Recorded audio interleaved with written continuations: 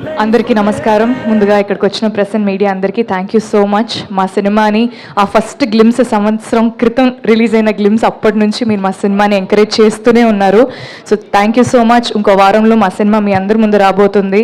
ఖచ్చితంగా మీ ఎంకరేజ్మెంట్ మాకు ఇంకా అవసరం. అండ్ కిరణ్ గారు, wishing you a very very happy birthday. Thank you so much for being an amazing co-star. GP గారు, one small question. Yes, మీరు ఈ చెన్నై లవ్ స్టోరీ షూట్ చేస్తున్నప్పుడు ఏ సీన్ మీకు చాలా హార్డ్ హిట్టింగ్ అనిపించింది? Entire story is definitely hard hitting అండి. ఒక్క scene అని నేను చెప్పలేను, ఎందుకంటే an amalgamation of all the scenes, అన్ని సీన్స్ కలిస్తేనే it is a very hard hitting film. But especially ఒక్క సీన్ చెప్పాలంటే Vadalane song lead is a very very beautiful sequence. And second హాఫ్లో నాకంటూ ఒక చిన్న ఒక 3-4 minutes నేను ఉంటాను అనమాట.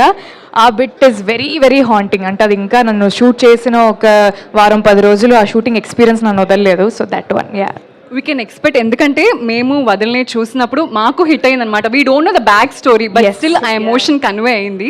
అండ్ సెకండ్ క్వశ్చన్ ఏంటంటే, మీరు చెన్నై లవ్ స్టోరీ ఒప్పుకోవడానికి మెయిన్ రీజన్ ఏంటి? అంటే నాకు ఎందుకు ఒప్పుకోకూడదని ఒక్క రీజన్ కూడా కనపడలేదు. అదే రీజన్, అంతే. అంటే విన్న వెంటనే ఐ వాజ్ లైక్, ఈ సినిమా చెయ్యకపోతే తప్పు అవుతుంది. అంటే ఇంత మంచి అవకాశం వచ్చాక దీన్ని వాడుకోకపోతే తప్పు అవుతుందని నాకు అనిపించింది. అండ్ డెఫినెట్లీ ఈ సినిమా నా కెరియర్లో అయితే ఒక బిగ్గెస్ట్ మైల్ స్టోన్ లాగా ఖచ్చితంగా ఉండబోతుంది.